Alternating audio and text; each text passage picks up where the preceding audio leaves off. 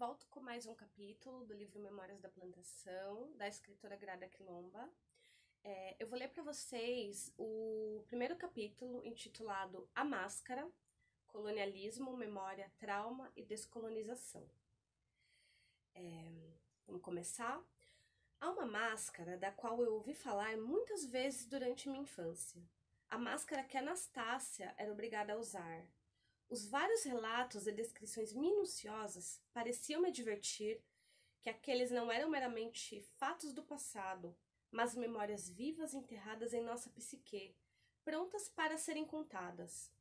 Hoje quero recontá-las.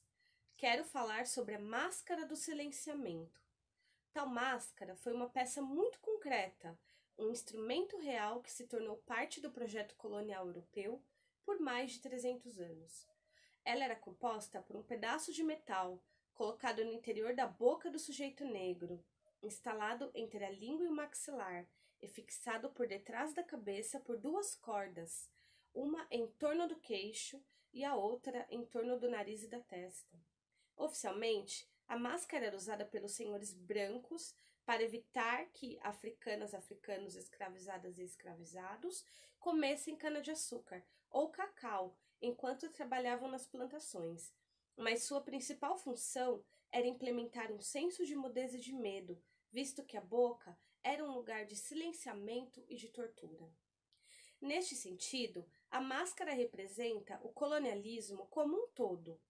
Ela simboliza políticas sádicas de conquista e dominação e seus regimes brutais de silenciamento dos chamados outras. Quem pode falar? O que acontece quando falamos? E sobre o que podemos falar? Essas são perguntas muito importantes que a Grada propõe. Elas vão estar presentes durante todo o texto. Aí começa um tópico chamado a boca. A boca é um órgão muito especial. Ela simboliza a fala e a enunciação. No âmbito do racismo, a boca se torna o órgão da opressão por excelência, representando o que os brancas querem e precisam controlar, e, consequentemente, o órgão que historicamente tem sido severamente censurado. Nesse cenário específico, a boca também é uma metáfora para a posse. Fantasia-se que o sujeito negro quer possuir algo que pertença ao senhor branco: os frutos, a cana-de-açúcar e os grãos do cacau. Ela ou ele querem comê-los, devorá-los, desapropriando assim o senhor de seus bens. Embora a plantação e seus frutos de fato pertençam moralmente ao colonizado e colonizada, o colonizador interpreta esse fato perversamente, invertendo-o numa narrativa que lê tal fato como um roubo. Estamos levando o que é deles, delas. Torna-se, elas e eles estão tomando o que é nosso. Estamos lidando aqui com um processo de negação, no qual o senhor nega seu projeto de colonização e o impõe ao colonizado colonizada. É justamente esse momento no qual o sujeito afirma algo sobre o outro, outra, que se recusa a reconhecer em si próprio e que caracteriza o mecanismo de defesa do ego. No racismo, a negação é usada para manter e legitimar estruturas violentas de exclusão racial.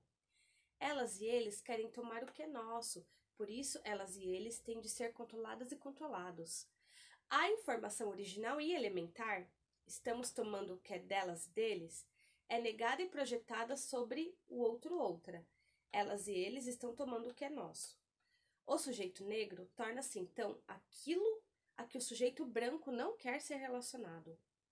Enquanto o sujeito negro se transforma em inimigo intrusivo, o branco torna-se vítima compassiva, ou seja, o opressor torna-se oprimido e o oprimido o tirano. Esse fato é baseado em processos nos quais partes cindidas da psique são projetadas para fora, criando o chamado outro, sempre um antagonista do eu, do self. Essa cisão evoca o fato de que o sujeito branco de alguma forma está dividido dentro de si próprio, pois desenvolve duas atitudes em relação à realidade externa.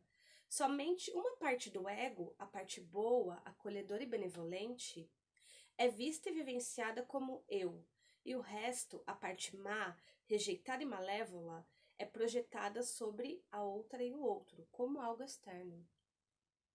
O sujeito negro torna-se, então, tela de projeção daquilo que o sujeito branco teme reconhecer sobre si mesmo. Neste caso, a ladra ou ladrão violenta é violento. O bandido indolente, malicioso, maliciosa. Tais aspectos desonrosos, cuja intensidade causa extrema ansiedade, culpa e vergonha, são projetados para o exterior como meio de escapar dos mesmos. Em termos psicanalíticos, isso permite que os sentimentos positivos em relação a si mesmo e si mesma permaneçam intactos. Branquitude como parte boa do ego, enquanto as manifestações da parte má são projetadas para o exterior e vistas como objetos externos e ruins. No mundo conceitual branco, o sujeito negro é identificado como um objeto ruim, incorporando os aspectos que a sociedade branca tem reprimido e transformado em tabu, isto é, agressividade e sexualidade. Por conseguinte, acabamos por coincidir com a ameaça, o perigo, o violento, o excitante e também o sujo, mas desejável, permitindo à branquitude olhar para si como moralmente ideal, decente, civilizada e majestosamente generosa, em controle total e livre da inquietude que a sua história causa.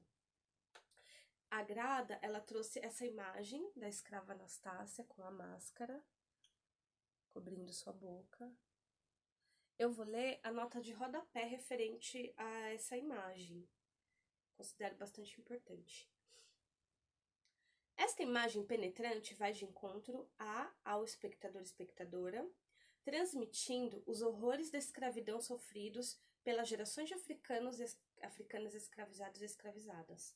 Sem história oficial, alguns dizem que Anastácia era filha de uma família real quimbundo, nascida em Angola, sequestrada e levada para a Bahia e escravizada por uma família portuguesa.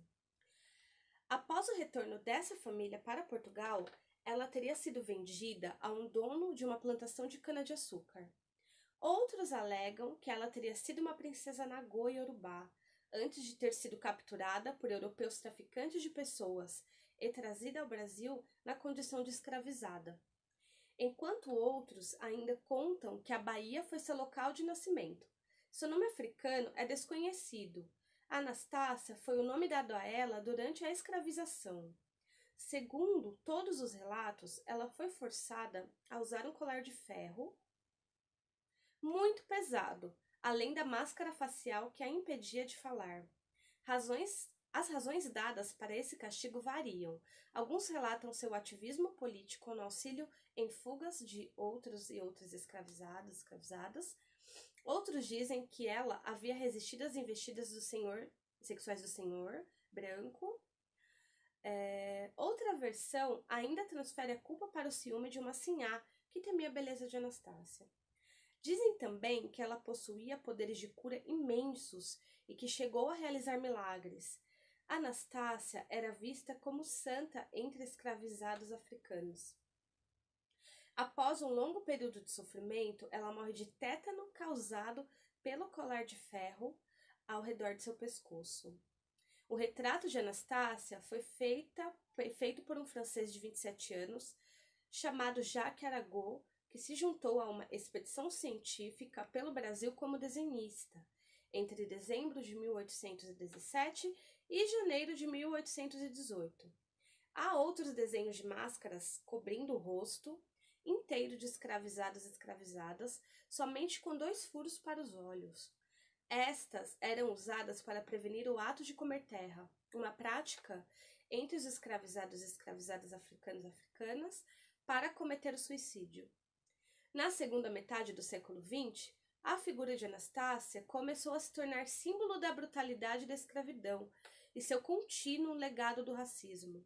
Ela se tornou uma figura política e religiosa importante em torno do mundo africano e afrodiaspórico, representando a resistência histórica desses povos.